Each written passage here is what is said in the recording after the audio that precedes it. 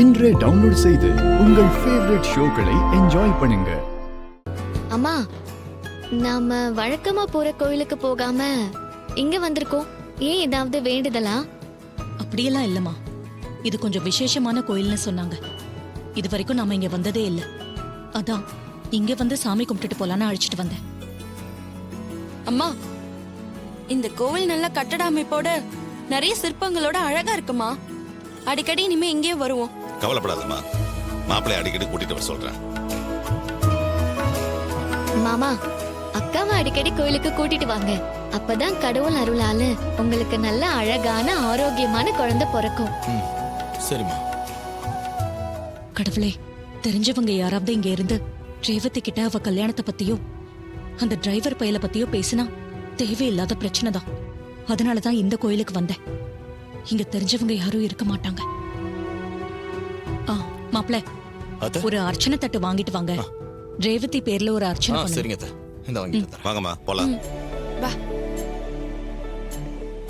தீர்க்க சுமங்கலே பவ, சர்வாபிஷ சித்திரஸ்து, சகல ஐஸ்வர்ய அபிவிருத்திரஸ்து, படோர்ஜிதா பல சித்திரஸ்து. வாங்கோ. யார் பேருக்கு அர்ச்சனை?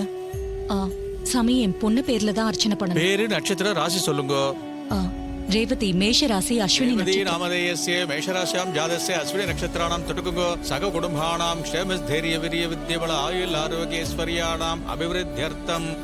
ஓம் மகாகௌரியை நமः, ஓம் மகாதேவியை நமः, ஓம் ஜெகன்மாத்ரே நமः, ஓம் சரஸ்வத்யை நமः, ஓம் சண்டிகாயை நமः. அம்மா, தாயே, என் பொண்ணுக்கு பழைய ஞாபகம்லாம் சீக்கிரம் வரணும். அவ மாப்பிள்ளையோட சேர்ந்து சந்தோஷமா வாழணும். அதுக்கு நீதான் அருள் புரியணும். அம்மா தாயே, என் பொண்ணுக்கு எப்பவும் அந்த டிரைவர் பையல பத்தின ஞாபகம் வரக்கூடாது. அவனை விவாகரத்து பண்ணிட்டு அவளுக்கு வேற ஒரு புது வாழ்க்கையை அமைச்சு கொடுக்கலாம்னு இருக்கேன். நான் நினைச்சது நல்லபடியா நடக்கணும். அதுக்கு நீதான் அருள் புரியணும்.